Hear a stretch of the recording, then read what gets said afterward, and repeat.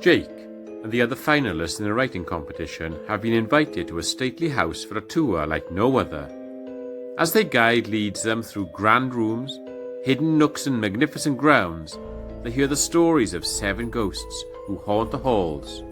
But strange shapes and shadows follow Jake as he journeys through the house. And with each tale that Jake hears, he begins to feel more uneasy. All is not as it seems, and soon Jake will discover that something is very, very wrong.